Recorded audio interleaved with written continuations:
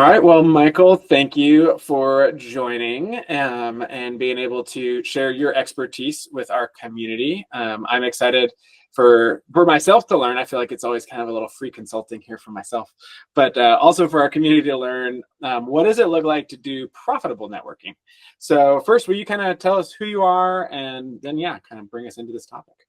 Sure. So my name is Michael Whitehouse. I am the guy who knows a guy based here in Southeast Connecticut. And I got into this. People ask, how'd you get to be such a great networker? And I said, I'm not good at anything else. So I had to be good at connecting people. But that's half a joke, but half true. I first arrived in Groton, Connecticut here. I didn't know anybody, had no job, no business, nothing to sell. And I started going to networking events. And the only asset I had was the other connections I'd made. So I would start meeting people and make introductions to other people. And before I knew it, and I mean like 3-4 months later, I'm meeting CEOs, mayors, chairmen of the board, executive directors, the people who are running the county, running the area. I was getting to connect with no background, fresh off the turnip truck. And it was because I was making these connections. And within a year or two, I realized I was doing something repeatable. There's nothing special about me. Now, my extroverted nature is why I stumbled across it. But once I was doing it, I didn't have to be an extrovert to do it. Anyone could do the same thing I was doing.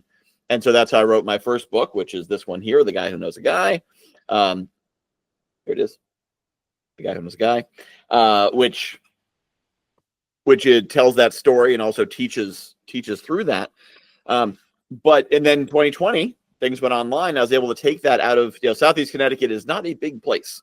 So I was able to take it to the world and meet a much larger network and a much higher caliber of networkers doing bigger and better things, and realize these same concepts that I'd perfected in New London County, Connecticut, work just as well on a larger scale. And again, very soon I was meeting, 7-8 figure business owners. I was meeting major players in the coaching space, and by doing the exact same things. And the main key to it, and I'm sure we're going to talk about this more, is seeking to deliver value to everyone I meet. Every time I meet someone, is how can I make them better off? Because that's the core of sales. How can I make you better off in a way that makes you give me money for it? But sometimes you don't give me money. Sometimes I just make you better off. And then maybe later you come back and give me money. So that's the basic principle. Start from how can I make you better off and worry about the rest later. I love that. I love that generous posture there. Mm-hmm. I'm like, all right, I'm just going to show up consistently and give. And yeah, it seems like it's working out pretty well. So, and even, having gotten to know you a little bit here in recent months, I can totally imagine you showing up at a new place and meeting those people. And you're, like you said, your extroverted nature allowed you to discover this, but I love how you've taken a lot of these principles and distilled it down for those of us who maybe aren't as pumped about walking into a big room. And I think for those people, a lot of times, because you say, well, I don't want to give a pitch. I don't want to be taking from people. Most people are uncomfortable taking. And when you're taught to have an elevator pitch that talks about your selling points and your company and how great you are, you're like, I'm not, don't love that. So if instead it's your job is to go in and serve 3 or 5 or 10 people, well, okay, I guess I can do that. How? Well, make an introduction, teach them something, share something with them, find some way to make 3 or 5 or 10 people better off. That's your mission. Yeah. Oh, that sounds like fun. That doesn't sound awful and uncomfortable. That sounds good. And I think so people are torn between, well, I want to be good and giving, but I need to be profitable. I need to make money. And what I teach is means taking. They're the same. Which is wrong, but it's not about altruism or being Mother Teresa or living a vow of poverty. You will make more money if you help more people. Yeah, I like it. And first, let me share the 3 basic steps of profitable networking that I recommend for people. And the first is knowing your goal. So what are you trying to do? And this means know your goal, big picture. I want to end world hunger, or I want to, retire, or I want to have $1 million or $100 million exit or whatever. And then also bring that down to smaller pictures. So, okay, I want to have $100 million exit, but before that, I need to have a $10 million product. And before that, I need to have $1 million this. And before that, I need to have 100,000, seed round, and work that down to what that next goal is. And then what does that mean in this networking event? What does this mean in my networking activities? So if I want to, if my next step is $100,000 in funding, well, I need to find someone who can give me $100,000 in funding, which does not mean the orphan Oliver, will you please, sir, may I please have some funding? Please, sir, please buy my product. That's not what it means, but it means being aware that that is what you are looking for. So if you come across it, you can find it. The second step is know who can achieve that goal for you. So if you're looking for $100,000 in funding, you would like to find someone who could write a check for $100,000. Now, maybe you will not find that. Maybe you'll find 10 people who can write $10,000 checks. But if you're looking for people who can write $10,000 checks, you'll find people who can write $1,000 checks. So you look for the people who can just do it, who can be like, I like it, done. That's ideal. And also it's more compelling. So when you're telling someone, I'm looking to end world hunger, and for that, I need to find someone who can write a $10 million check. And there's probably 3 people in the world who can do that. And their names are, this, this, and this. But, that's ideally who I'm looking for. And if not them, then people like them. People's like, wow, oh, that's ambitious. Who do I know who might know Richard Branson? Or who do I know who might know Bill Gates? Versus, I'm looking for people to do $1,000 donations. I don't know. But that's the first step along the way to the third step, which is craft a compelling vision. So you want a $100 million exit. La-di-da, I don't care. That's your exit. It's not my exit. I'm not compelled by that. But I want to create a company which will lead to a $100 million exit because it will change the way people manage their time or manage their budgets or stay healthy or whatever amazing new thing you have. That's a compelling vision. Also, a compelling vision could be, I want to be able to, return the favor. My wife supported me for years as I built my business. I want to return the favor and let her quit her job. And somebody might say, oh, I don't even care what your business is. I love what you're doing. You're taking care of your wife. Yeah, let me see if I can help you. It's somehow create a compelling vision so that your goal, which is exciting to you, is now exciting to them. And when I teach this, there's 5 steps. The 4th step is have all your tools, which means know your introduction and have booking links and that kind of stuff. And then the 5th step is always moving forward. So everything you're doing, you don't say, all right, yeah, so I'll call you later to see what we can do. It's at the end of the call, you book the next call or do the next thing or whatever it is. So those are more tactical things, but I'm going to focus on those 3 as we go through the different stages, because that basic concept of know your goal, know who can achieve your goal, and craft a compelling vision that is compelling to the network and the people who can achieve it and all that, that basic structure will take you a long way. All right, let's jump into our kind of non-sequential stage, which is the event. And so this is when something is changing. So it could be something internal to the business, like an IPO or a merger or a succession plan going on. It could be something external in the market. Maybe there is new technology that changed things. Maybe it's regulatory. Maybe there's a pandemic and everyone has to live indoors. There's a lot of things that can create what we call an event. And so when things are not stable, and that can happen anywhere along all the other stages we talk about, but does the way you network, does what profitable networking look like change when you're in a kind of that moment of instability? So the basic principles are always the same. You have a goal, there's someone who can achieve the goal, you want to create a compelling vision for that goal to support. The method may shift in an event. And let's talk about 2 different types of events. You talked about the external, which means other people experience it as well, and then the internal shift. So the external creates an opportunity. And there's always an opportunity to be a leader when things are changing. So, for example, one of the greatest tools is the concept of the mastermind. And there's ways, people say, this is how you run a mastermind. The way you run a mastermind is you put a bunch of people together who are peers, roughly in the same place, who want to support each other. What you do beyond that is structure and tactics. So if you are a business leader at any level and the pandemic hits and everyone's locked inside, and you are thinking, I want to provide value and I want to make connections, your first thought should be, I am creating a pop-up mastermind or whatever, a temporary mastermind, an instant a community group, whatever fancy words you want to put on it. I'm bringing people together. We're going to put our heads together and figure out how we're all going to win this one. And whatever it is, no matter how serious the disaster, somebody comes out ahead, usually. I guess in Pompeii, probably no one came out ahead on that one. But, there are many, many people who came out of the Great Depression rich and went in poor. There are many people who came out of the pandemic rich and went in poor. There's many people who were broke before in 2007 and rich in 2017 after 2008. Because in all disruption, there's opportunities. When there's a storm, the sea's going up over here, it's going down over here. And so if you can be where it's going up and not where it's going down, you find that opportunity. And the way you do that is you have more eyes and ears. So networking, as we've discussed, it can be slow, and it's a slow and steady thing. It's a tortoise. But when the pandemic hits, you don't need the tortoise. You need the hare. You need to know what's going to happen right now. Major regulatory changes in the industry. You're going to need. You can't just network with some people and see what happens and let it go. You'll be out of business by the time you finally meet the right person. Right. So creating your own networking spaces with people who are having a common challenge with the intention of, we're doing this to come out ahead. Right? We're not going to come to bellyache. We're not going to come and be like, oh, the guy in the White House is messing everything up. Oh, politics are awful. Oh, I hate that political party.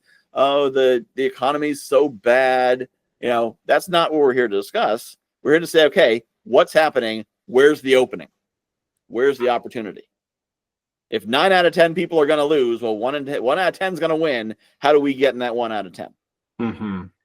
So that's a way you can do it in that kind of space where there's that sort of disruption. Now, if the disruption's internal, other people aren't experiencing it, but you are, then the concept is still similar. It's still going to be a more acute need. Right? It's not a matter of, I just need to network and meet some people and see how it goes. It's like, something's happening now and I need this knowledge. So now you're going to shift what your goal is. It's, I need to meet people who have had great success in an IPO or had great success dealing with a hostile takeover or whatever it might be. And so you're going to share with the network. Now, this does get complicated if the situation is one that you can't talk about. That's kind of that's where it gets a little messier. So because networking is most effective when you can be authentic and open, and if like it's a hostile takeover you can't talk about because it would do something, then it gets a little more complicated and not really easy to discuss. So the radio answer here, but assuming it's something where it doesn't have to be kept completely secret, you can, as you're connecting with people, you say, and you can go to your existing network. Because now you need the same old people to bring you to new connections before they're introducing you to other movers and shakers or promotional partners or whatever. Well, now you need them to introduce you to M&A experts or people who've exited businesses or people who've gone through IPOs or whatever that might be. And you will suddenly tap into this whole new realm of knowledge.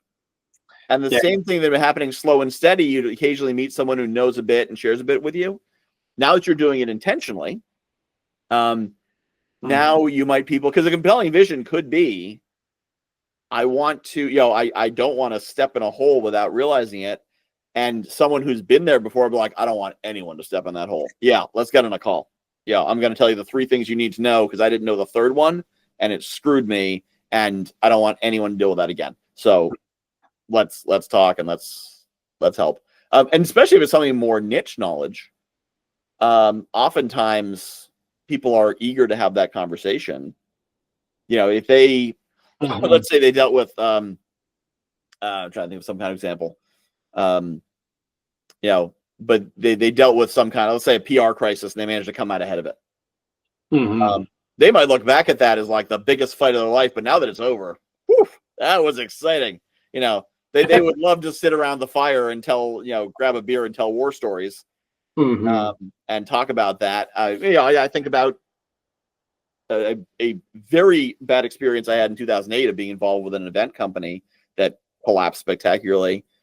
But if I had the chance to like sit and tell war stories about what happened during that, I would definitely do it, because it was, often sometimes things that are terrible are also terribly exciting. And in those kinds of high peak moments, it's, there's often some going back to it, and especially sharing that knowledge, whether it's I went through this and it was hard, or just I went through this and it was it was something. So they often might be willing, because they're the kind of people you want to meet, are the ones who have been through it, they learned something, but they're not experts, because experts charge. Right. Oh, I see. Yeah. But and you might, other people, they can provide a mentorship or something, because they've walked that path. And you might meet an expert and you do pay them, but networking is really great for connecting you with a dozen people who have gone through the thing you're going through that no one else is dealing with. Because whatever you're doing, someone's done it before. Maybe your solution for the market is different, maybe your approach is different, but there's nothing new under the sun. So whatever's happening in your business, someone's dealt with it before. Whatever it might be, no matter how crazy you think it is, you're like, well, yeah, but no one's ever had the situation where their business partner cheated on his wife, and now the wife is trying to burn down the building, and then like, not exactly, but there was this other time when something else similar happened, where personal life has gotten into business life. That certainly happened before. Right. So while your story may feel totally unique, it is not. Someone else has been through it before, whatever crazy thing you think is going on. And someone could say, believe it or not, I was there, and wow, this does sound familiar. I thought it was the only time it would ever happen in history, but it happened to you. So let's see how we can get you through it. No, that's good. No, I think that I appreciate you walking through both of those scenarios. I think that'll be really helpful for anyone who finds himself in one of those events, to be able to think about, okay, how can networking help me navigate this uncertainty? So as we've gone through all these different ones, Michael, is there kind of anything you'd want to, as we wrap up, kind of recap as we think about not just networking, but really profitable networking? Like how does networking help you grow your business and help you grow your impact and your influence? Anything you want to kind of recap with here? So the first step is always to be seeking to provide value in every step in the process, beginning to end, because by doing that, it will get you into more productive conversations. It'll get you to talk to better people. It'll get people saying nice things about you in rooms that you're not in. And it eliminates that stress of, what should I say? You should say the thing that helps the person you're talking to. So if you're always thinking in that perspective, also then people aren't going around their guard up, because they know that you're always trying to get an angle. They know you're trying to help them. And you get that reputation as being a good person who's trying to do good for people. And then they're going to want to do good back. And then that basic root, know what your goal is. And this is not just for networking, by the way. This is for everything. When I do coaching, doesn't matter what someone says, hey, how do I blank? My first question is always, why do you want to do it? In other words, what's your goal? So I want to do more networking. Why? What's the reason for it? What's the goal? What do you want to get out of it? And then who can help you achieve it? And then compelling vision. In other words, what's the thing that they will find interesting, not the thing that you will find interesting? So take what you're doing, make it interesting for them, which is kind of comes back to that value thing. Value is thinking about what makes this interaction good for them. Compelling vision, what makes this interesting for them. So trying to place yourself out of your shoes and into their shoes is going to make it much more effective. And that's how you avoid being the pitchy guy who's just coming in and saying, check out my amazing product. Hey, you're looking to sell a house? Because I'm a realtor and I can sell your house for you. But like, no, I'm really not. No, thank you. But it's always about providing that value to everyone you can, as readily as you can. And at every level, knowing what you're looking for and knowing there is someone in the world, in almost any situation, there is someone walking the earth who can give you what you need. You just have to find them and make them like you enough to give it to you. No, I like it. No, that's really good. And Yeah, so I appreciate you walking through this. It's your enthusiasm and your experience really do shine through, as well as your extroversion. But I appreciate how you've called out, and I've heard you talk about this before, how you don't have to be an extrovert to be a really effective networker. And so if you're watching this and you're like, ah, networking terrifies me. That's not my jam, going to talk to new people. Would definitely encourage you to connect with Michael. He does a great job of helping people think through like what that looks like. I'm kind of like an ambivert personally, so I can there's times where I'm like, yeah, and then there's like, how do I talk to as few people as possible? So yes, I would definitely encourage anyone to connect with you, and that's where it's great because you're here in the community with us, and look forward to you running some workshops and some other different opportunities for people to really leverage their networking skills, because it is such a important part of growing our business. So thanks so much. Looking forward to it. Yeah. Thank you.